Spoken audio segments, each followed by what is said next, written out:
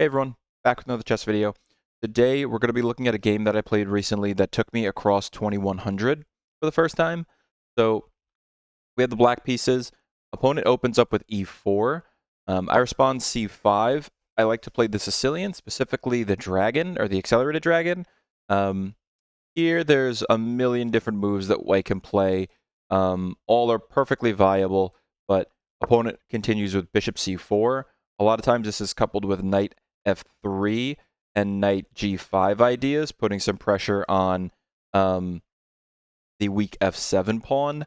So in response, I just develop normally knight c6, nothing crazy. There's no specific things I have to prevent or that would make me not just develop normally just yet.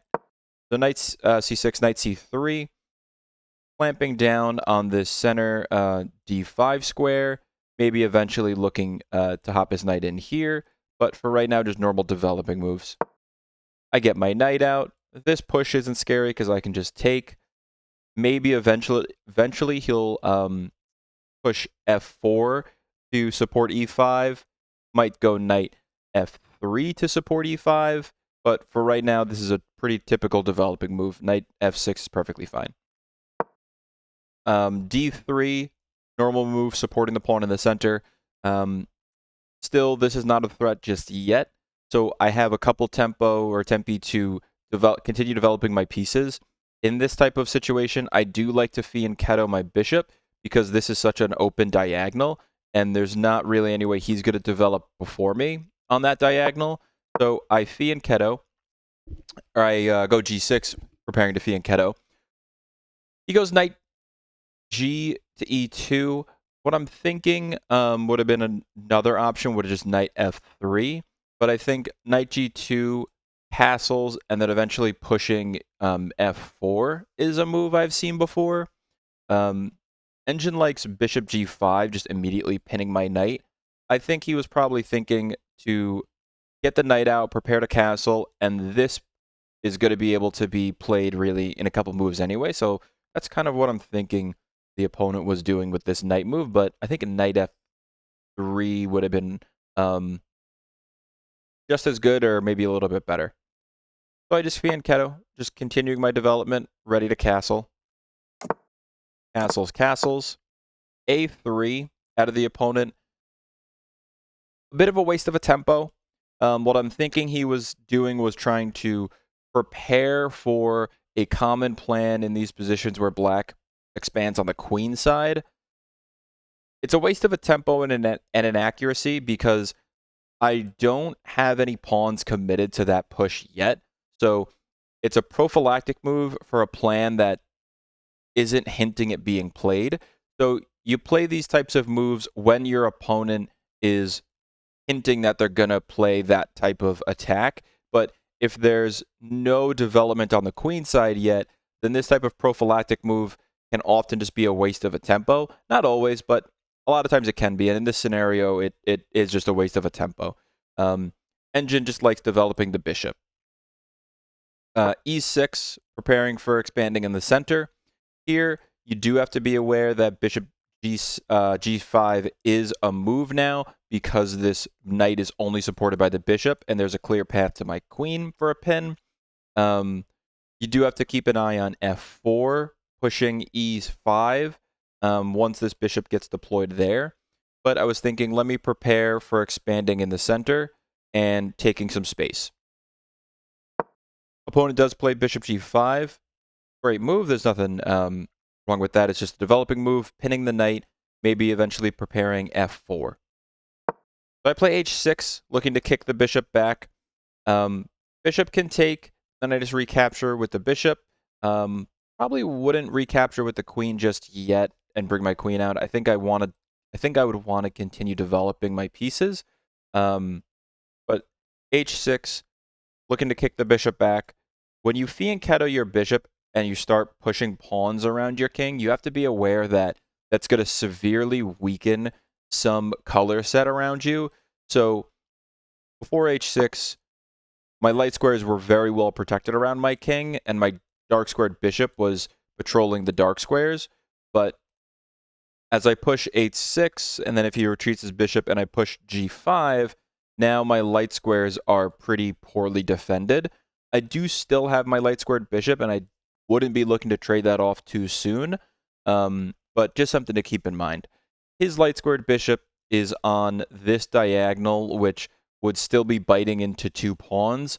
So not that it's an incredible weakness, but maybe a little bit later in the game, the bishop can kind of deploy here and get on a different diagonal that would be much weaker if I push pawns a bit prematurely. But here, it's a good idea to get that dark squared bishop out of there. The bishop h4, he retreats. I continue g4 because I want to have this knight and this bishop be ready to deploy at a moment's notice. Black maybe slightly better here, but really there's still kind of plenty of possibilities for both sides. But, oh, nope, he did not play knight d5. But this bishop is now going to retreat back to g3, and it does have a pretty good diagonal here, but I could pretty quickly just trade it off for my knight, and then I'll have a monster dark squared bishop. So bishop g3, a retreating move. There really was nowhere else to go. d5.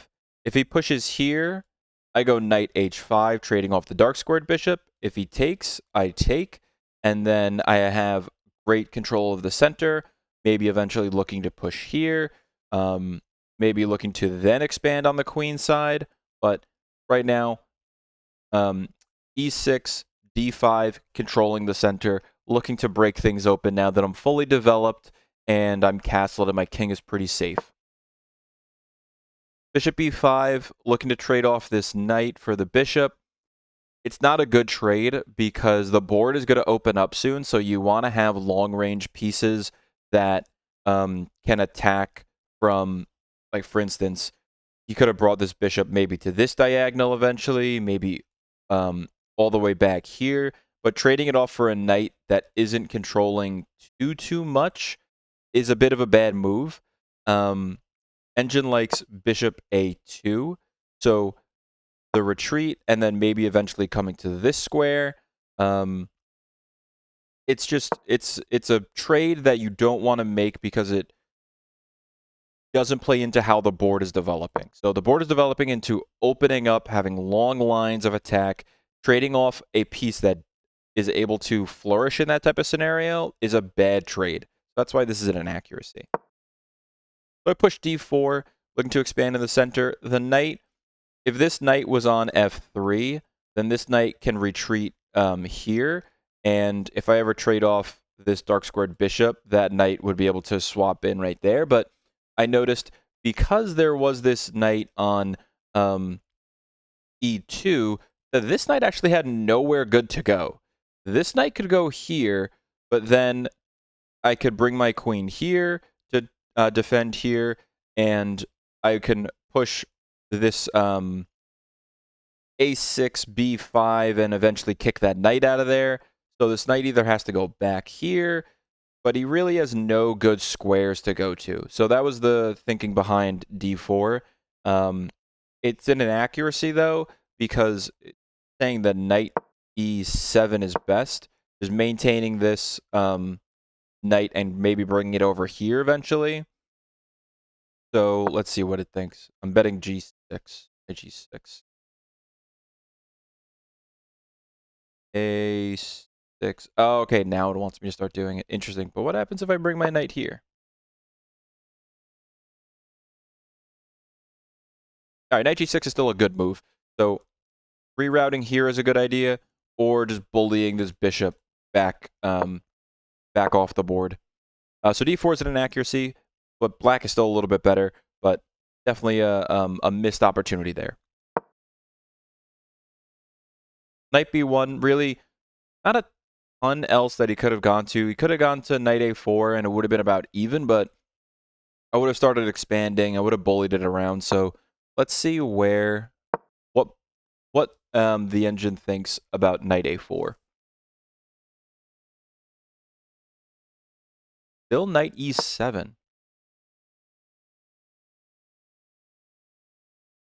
And what if takes? Mistake because queen Oh, queen b6 thing. I can just take both of them. And you take that pawn, I take here. Thing. Like e5. Maybe knight h5, looking to trade the dark squared bishop, and these two are still hanging. Thing. All right, I did miss that.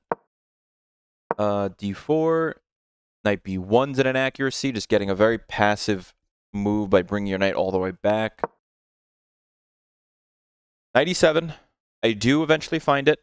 I was thinking about rotating my knight here to have a little bit of protection over the light squares, because when I pushed h6, g5, then these two squares, or these three squares, are much weaker around my king. So just taking this time to rotate my knight is what my thought process was. f4. So f4 is a mistake. It says knight d2 would have been best, getting ready to get this knight in the game. But a bit of a premature pawn push, this is. So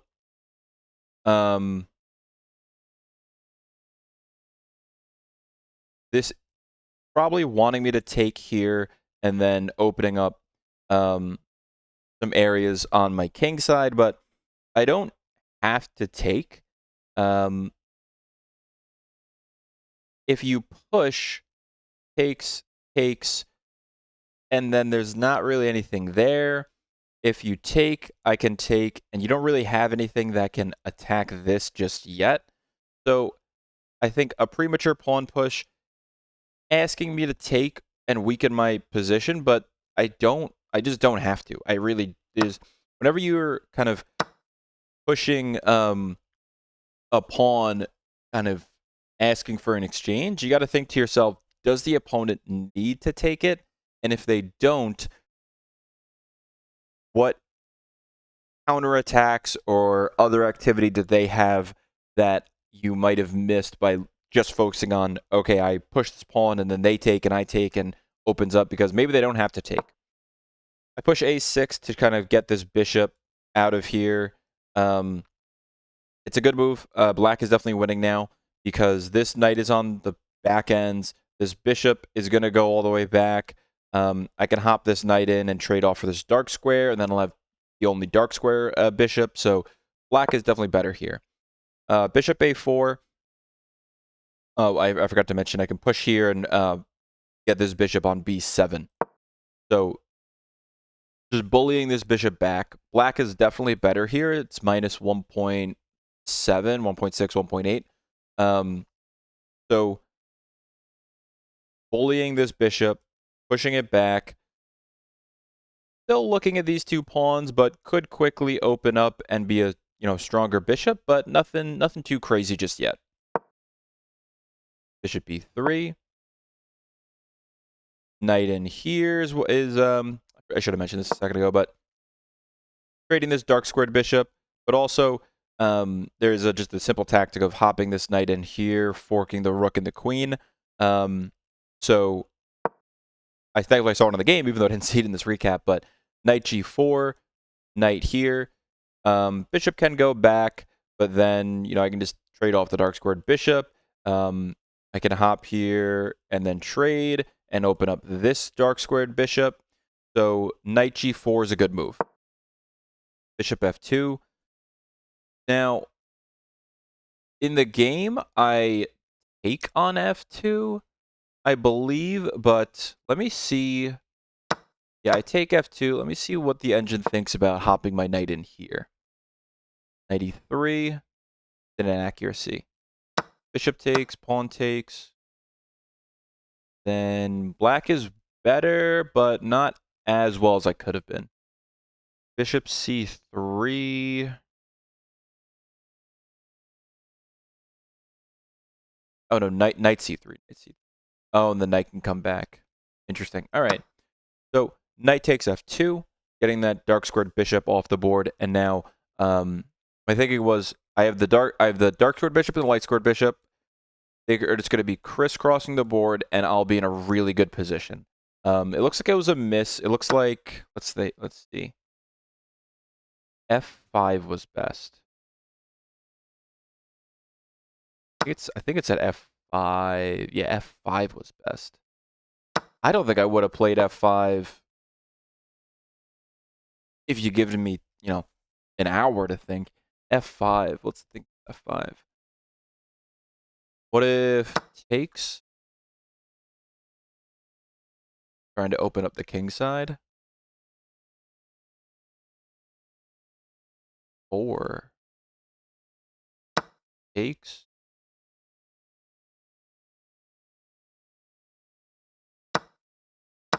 Takes.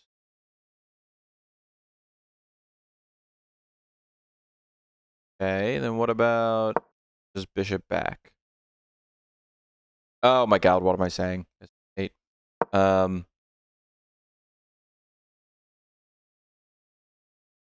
Knight here. Can I just take this bishop? That is a line that I had not considered in any way. I don't think I was ever looking at F5. That is a really neat line. So to go back, F5. What was it? Knight D2. And then knight 80. Oh no, that wasn't the line. It was F5. Oh, then I was looking at if F takes, but that wasn't the engine line. Knight D2 is best. See what the engine thinks about this. Now knight in. Takes. Here. Then what am I pushing? F takes.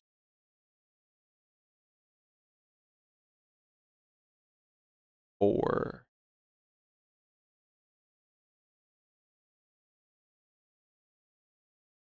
Oh wait, no. C5. 4. Back.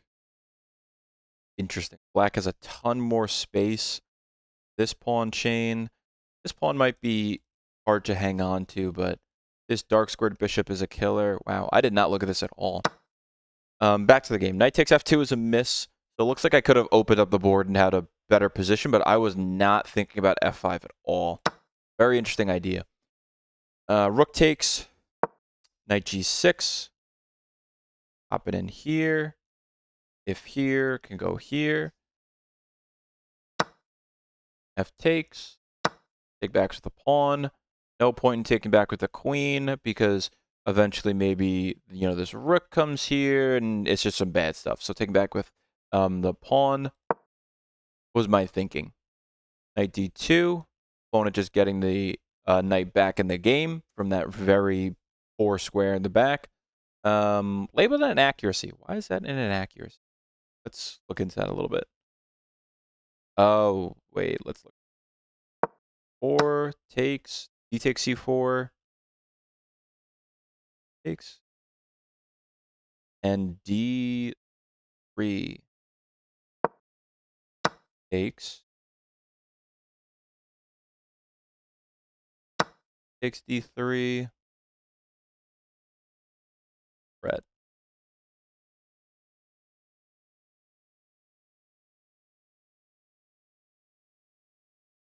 Oh, wait. Bishop C2. Wait, now. 2. Queen 6. Is this really that big of a miss? Minus 1.3. H1. See about just like a random move. A move. Takes B5.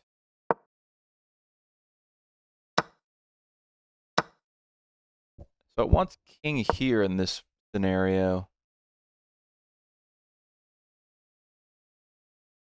I was not looking at this at all. Let's go back to the start.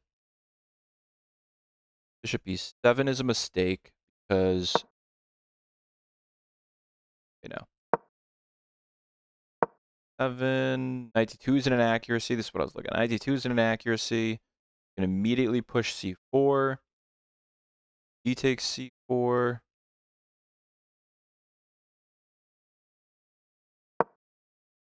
Oh, frozen. King froze. Alright, so this is an accuracy. Push, takes, and then you push d3 and kind of open things up. Interesting. Go back. Knight d2. Interesting idea of opening up the board there. That's not something I was considering. Bishop b7 is a mistake. It likes g4. Pushing here. Wonder if that's just to restrict that knight. Let's take a look.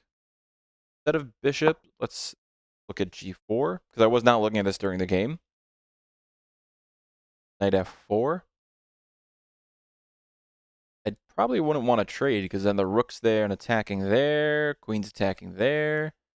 Maybe is it probably an f5 there, because the knight and the bishop are both looking there. Knight e5, protecting the pawn. This knight is a bit restricted. Queen e2. Maybe bringing this rook over there. Queen g5.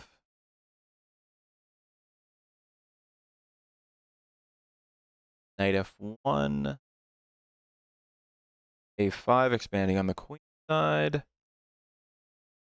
And bringing that knight there. Interesting. So some weaknesses on the queen side for white as I expand here. This knight is going to be hard to kind of get out of there. What happens if you push h3? That I think unders. Yeah. You don't want to do that. Not want to do that. Back to the game. I play bishop b7. Knight g3, looking to develop more pieces to the king side. Knight f4, getting knight to a bit of an outpost square is what I was thinking, but I don't think that actually counts as an outpost square. Bit of a bad move. You're not really attacking anything. You're not really controlling anything. It can be quickly kicked away with knight h5, which I missed in the game. But my thinking was, oh, this is a nice juicy square for my knight, but really it's not really attacking anything. Rook c8 was best, just eventually supporting this pawn break. But knight f4, not a good move. Not a good move. And I lost my advantage. Knight h5. 5, supported the knight in the center. Knight takes bishop. King takes. I think I'm worse. Oh, wait. Let me see if what the edge thinks of e5. Because in the game, I was thinking, let me just support this knight and look to protect this pawn. I couldn't push f6. E5 is best, but white was a little bit better. Knight takes g7 is a mistake, or a miss. Yeah, a mistake. Knight g3 is best. Just getting more knights there, or more firepower there, and attacking these two pawns. So I kind of lost my lead here. Knight takes g7 is a miss, because knight g3 is better. King g7. Notice I'm also out of this pin now, so now I can push here. h4. That's got to be a mistake. Yeah, it's a mistake. Rook h8. Oh, not rook h8. Rook h8 response, but see what's best. Queen g4. Queen g4, putting pressure on this pawn. Maybe knight comes in after this. I think it's at a bishop move, but 6. Wants bishop c8, kicking the queen away. What if you just pull back here, for instance? Queen g3.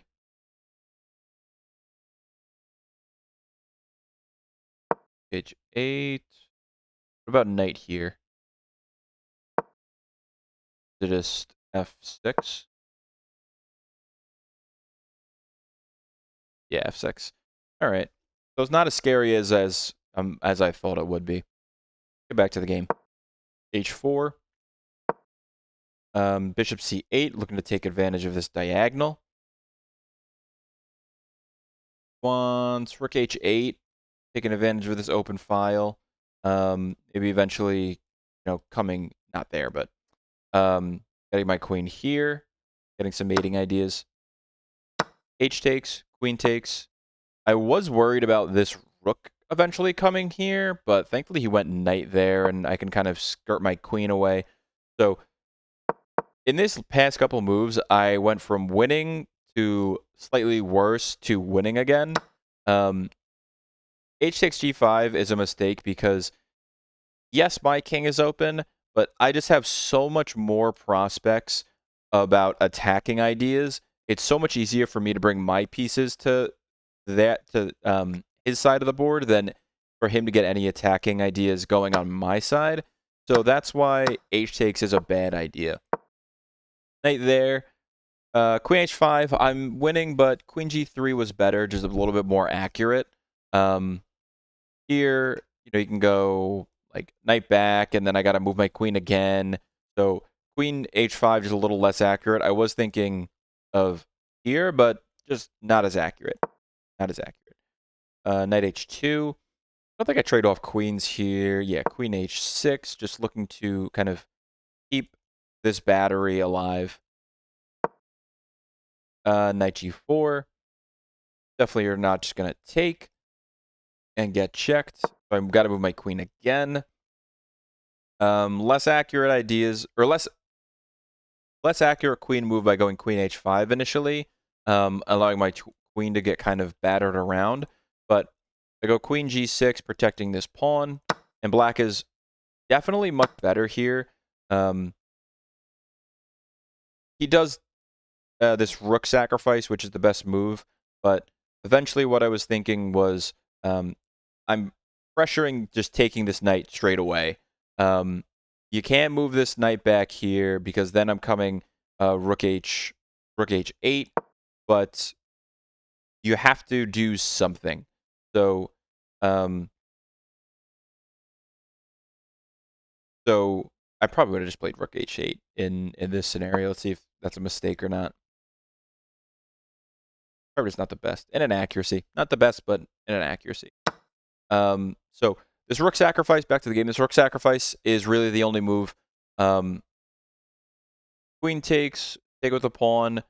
Not sure which was better or worse. I ended up taking with the pawn so I can maintain this, and I'm not just going to have this queen coming here and kind of asking for trades. Or, eventually a rook coming there and asking for trades. So in the game, I play e takes f4. I think that's an inaccuracy. I think queen is probably better. It looks like they're both winning. Knight f2. I really want to play this rook h5, rook h8. So now is the time that I can actually play it without this rook here and a little less firepower from the white side.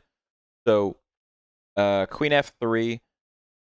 What I was thinking here is let me develop my bishop somewhere just so my rooks are connected. Bishop d7, letting my rooks get connected, and then I have less to worry about. Bishop b5, attacking my rook, but doesn't really do anything because I was looking to move my rook anyway.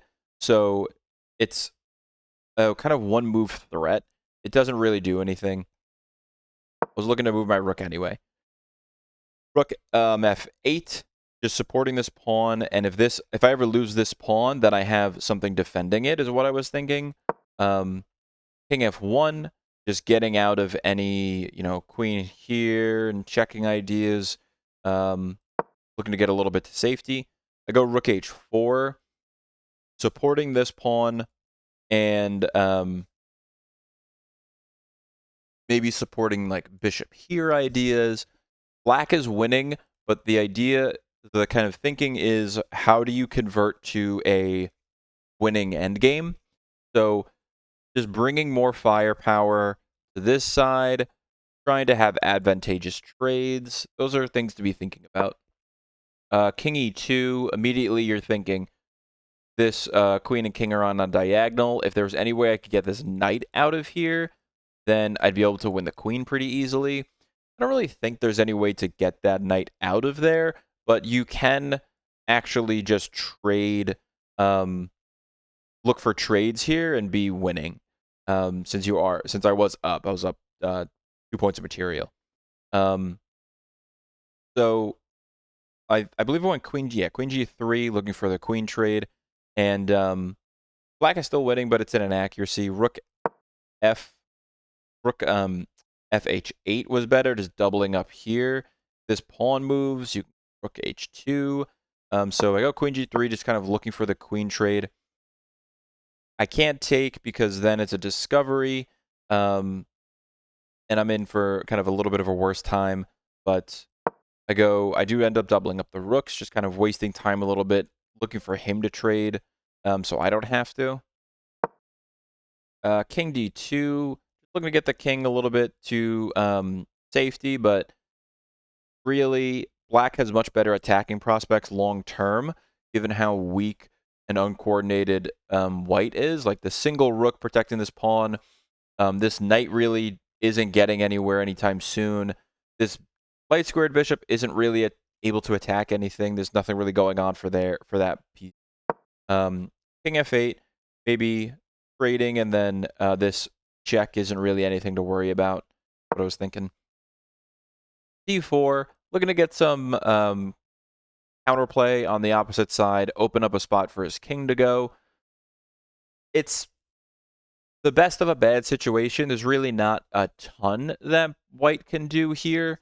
Try to save the position, but it's trying to get some counterplay going and weaken up the center. So, taking with check, I assumed he was going to take with the pawn, and then I would start kind of trading down, but I think the engine said rook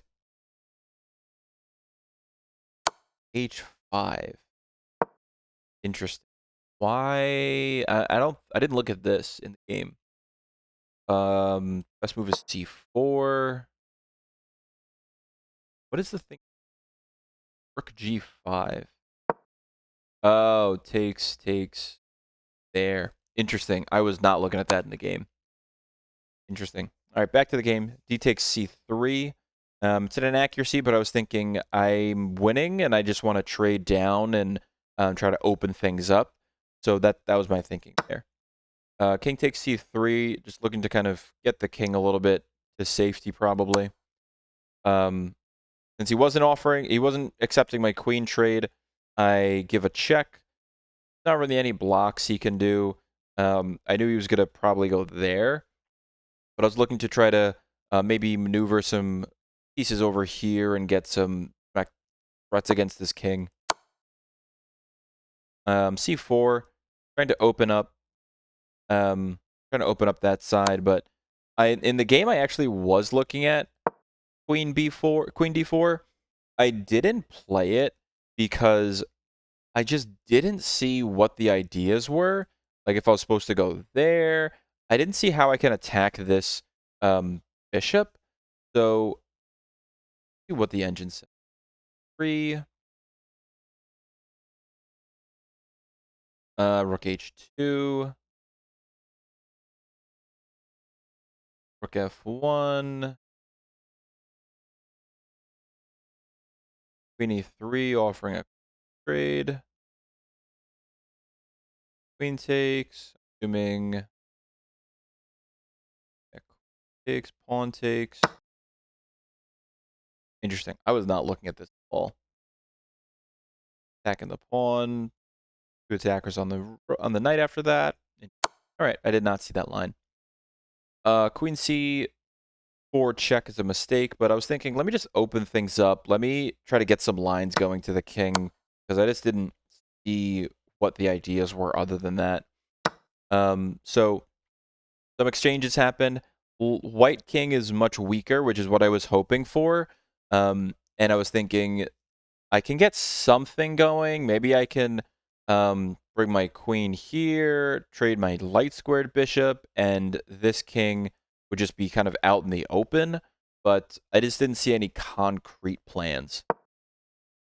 So knight e5, looking to centralize my queen, probably trade my bishop, but in an accuracy, a better move would have been this, what was it, rook here.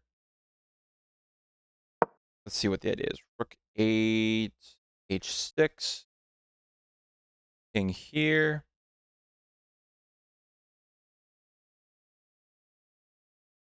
Four,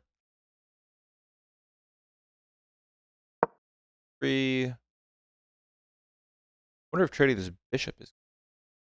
Yeah, bishop e6. Okay, so same idea, but maybe bringing this rook here, or maybe even that rook patrolling there is a better idea. Queen e5 is an inaccuracy. Knight d3. Here I was looking at queen d4 and queen b8 check. I knew queen b8 check. King's just gonna run there. Queen b4. For some reason, I just thought like the queen was gonna come here or the rook was gonna come here, and that was gonna be pretty devastating. But if the rook comes here, I can give a check and get out of there, and then I can pin the queen. The queen comes here. I feel like I can maybe still give a check is what I was thinking, but I knew I could escape this with this. So I was thinking, let me go here, and then I can even escape there. But I was like, yeah, there's something I don't like about keeping my queen over over on this side. I was like, let me try to go here or here. Queen d4 is what I played. I know I'm attacking this rook, but it really is not like nothing's gonna happen. Rook there. This is okay. This is where I messed up. So bishop g4. This knight goes here. I can just get my queen out of the way, but this is a tactic I didn't see. Rook d1 is a blunder because of that tactic. However, I didn't see that. I was looking at deflection tactics for getting this king off of this square so I can capture the light squared bishop. What I end up playing is bishop a4, and it's a miss. It lets me capture the light squared bishop, but there was just a better tactic just sitting right in front of me that I just completely missed. I thought at this point in the game, I thought I'm winning. I'm definitely winning, but I didn't stop to think and look for more tactics. I just thought, let me open up the king and try to find some attacking ideas there. So I kind of stopped looking for tactics when I really shouldn't have. So bishop a4, and then queen c4 check. Completely just missing that this knight can just hop right in there, which it does. Here, I was thinking, let me push here so I can capture the knight, just completely ignoring that I can get checked there, and then maybe have to deal with like some rook exchanges. But this, I was a little bit low on time, so I was kind of not really thinking through a bunch of plans clearly. Queen b5 check, king there, pawn there. But he does have this kind of intermezzo check right there. Rook d5, I'm not sure exactly what he was thinking with rook d5. Because I can give this intermezzo check and then check here and be out of danger. I don't, I have a million other places I can bring my queen. So I'm not exactly sure what he was thinking with rook d5. So I do this check. And then instead of going up there like I wanted him to, he just kind of stays in the open. So I just get my queen out of danger. Queen d3, trying to double up here, or rather, double up here, but really just not the attack. He doesn't have the firepower, and I have much better prospects. So here, I was looking at this initially and trading and then being up in the end game.